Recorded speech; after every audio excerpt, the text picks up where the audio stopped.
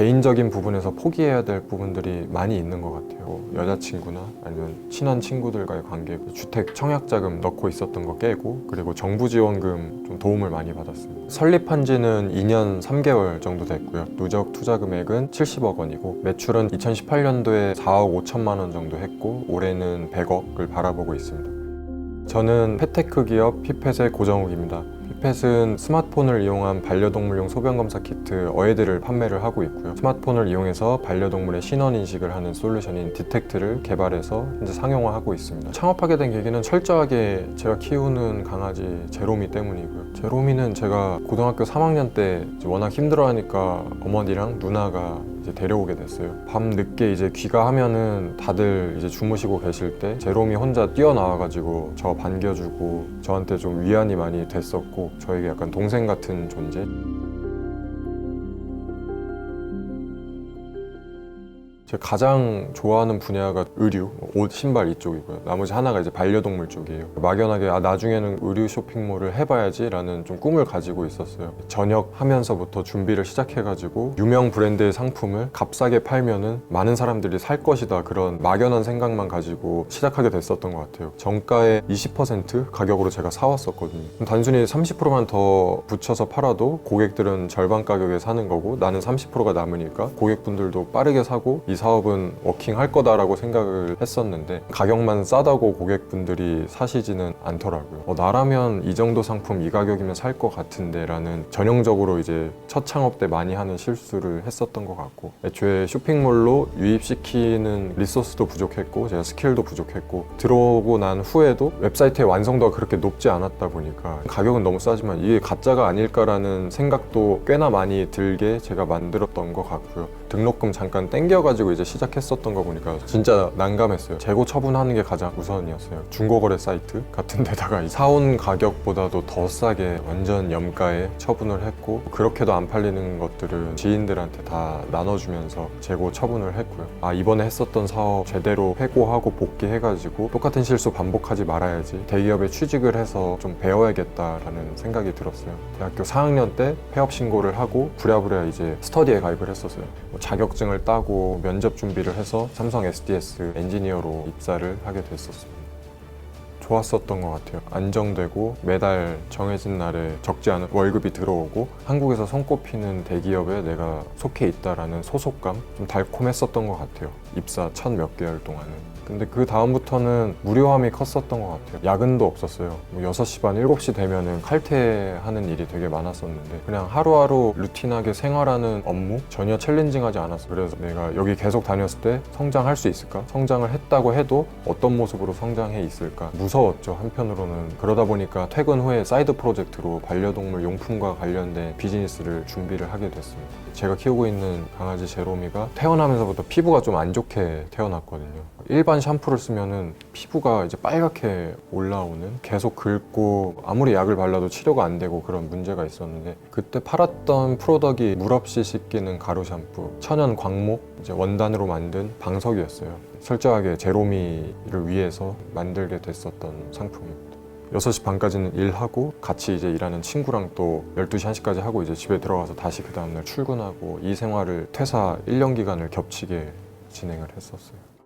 퍼포먼스는 좋지 않았어요. 그래도 더 많은 고객분들의 이야기를 들어보고 나름의 방법으로 검증을 하고 출시를 했었던 것 같아요. 고객분들의 만족도는 좀 높았었던 것 같은데, 고객이 원하는 대로 잘 만들면은 알아서 되겠지, 잘 팔리겠지라고 나이브하게 접근했는데 마케팅을 잘 못하고 이 소고점을 잘 커뮤니케이션 하지 못하니까 또 판매되지가 않더라고요. 이런 기간이 좀 길어지다 보니까 같이 일하던 분들도 좀 많이 지쳐갔었던 것 같아요. 재고는 계속 먼지만 쌓여가고 하다 보니까 안 되는 상품인 것 같으니까 우리 이제 그만하는 게 어떨까라는 말이 자연스럽게 나왔고 그만하게 됐습니다. 판매 계획까지도 사전에 좀 명확히 세우고 진행을 해야겠구나라는 레슨을 또 얻었습니다. 삼성을 퇴사하고 다음 회사로 갔던 게 P2P 금융회사고요. 펀디드 다니고 있을 때 제로미가 요로결석으로 수술을 받게 됐어요. 한밤중이었고요. 배변 패드 위에서 제로미가 처음 들어보는 소리로 울고 있었어요. 그래서 나가봤더니 배변 패드 위에서 낑낑대면서 어쩔 줄을 모르고 있더라고요. 패드 위에는 핏방울이 조금 떨어져 있고, 그래서 바로 24시간 동물병원 데려갔더니 선생님이 혼내시더라고요. 오줌이 지나가는 통로를 결석이 완전히 막았는데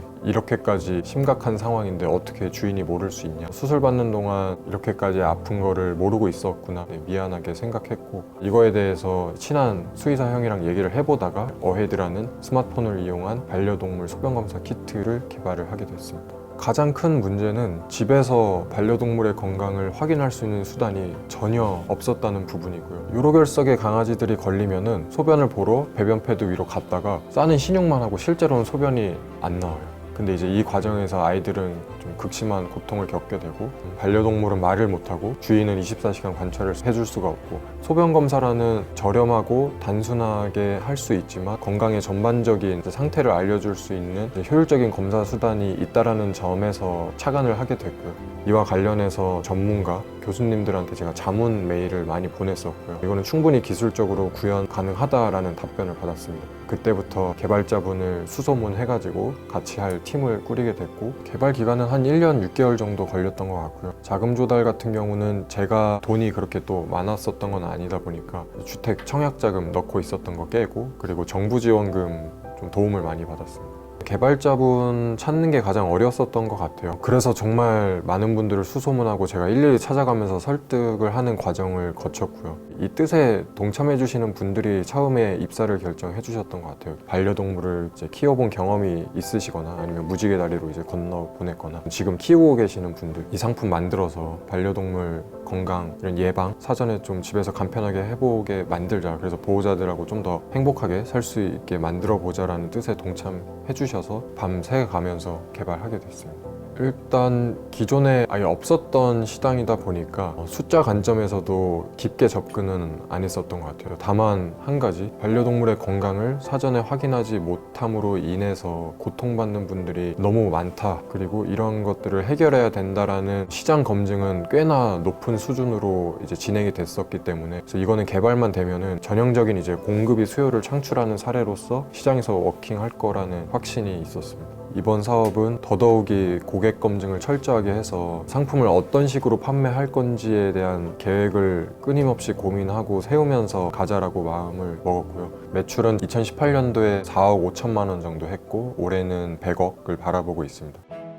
저희가 스마트폰으로 마찬가지로 강아지나 고양이의 코를 활용해가지고 신원인식하는 솔루션도 개발을 하고 있고, 코가 다 지문처럼 고유한 무늬가 있어가지고 실제로 DB손해보험에서 펫보험 가입할 때 실제 상용화가 돼서 적용이 되었습니다. 보험 가입할 때 코를 한번 찍고, 그리고 보상받을 때 코를 한번 찍어서 같은 강아지인지 아닌지를 판별해주는 서비스를 제공을 하고 있고요. 그것도 전 세계 최초로 저희가 상용화를 한 사례고, 그 외에도 이제 건강기능식이나 위생용품 이런 것들도 현재 판매를 하고 있는데, 다 기존에 나와 있던 상품과는 조금 다르게 엣지 있는 그런 상품들을 계속해서 선도적으로 제시하고, 이를 통해서 반려동물 키우는 보호자들이 조금 더 편하게 살 수 있도록 만드는 거를 목표로 하고 있어요. 옛날에는 뭐 주당 100시간, 120시간, 많게는 제가 그냥 일만 열심히 하면은 그게 미덕이라고 생각했고 회사의 성장에 직결된다고 생각을 했었어요.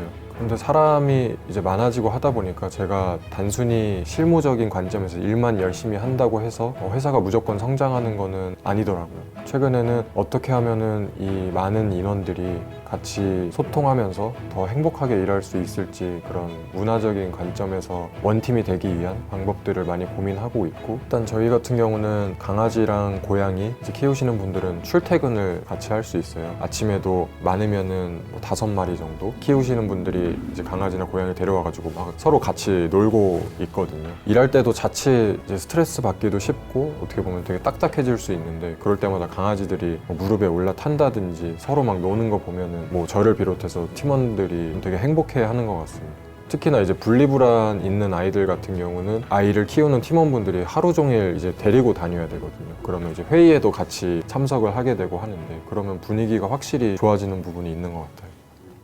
가장 크게 힘든 부분이라고 하면은 개인적인 부분에서 포기해야 될 부분들이 많이 있는 것 같아요. 여자친구나 아니면 친한 친구들과의 관계, 그리고 뭐 심지어 가족 간의 관계에 있어서도 많이 스스로 좀 희생해야 되는 부분들이 있는데, 좋은 점이라고 하면은 주도적으로 살 수 있다는 점, 이제 내가 스스로 내리는 의사결정 하나하나가 어떻게 반영되는지 명확하게 이제 보인다는 점이 저는 개인적으로 좋은 부분이라고 생각을 하고요. 만약에 회사의 성장에 좋지 않은 방향으로 이제 흘러간다고 하더라도 이 부분을 즉각 어떻게 보면 피드백 받을 수 있고 앞으로 더 좋은 의사결정을 할 수 있는데 제가 레슨을 바로바로 얻을 수 있다는 점은 좋은 부분인 것 같고요. 그리고 이러한 것들은 꼭 사업이 아니더라도 제가 평생을 살아가면서 삶을 더 어떻게 지혜롭게 살아갈 수 있을지 의사결정하는 데 있어서도 큰 도움을 얻을 수 있을 것 같습니다. 실패로 끝났을지언정 창업을 해봤다는 경험 자체가 다음에 할 창업에 큰 도움을 주는 것 같아요. 사실 시행착오를 미리 겪어봤다는 점이다 보니까 물론 시행착오를 최소화할 수 있으면 좋겠지만 이런 거를 기반으로 복귀하고 회고해서 한다고 하면은 똑같은 실수만 반복하지 않으면 다음 창업은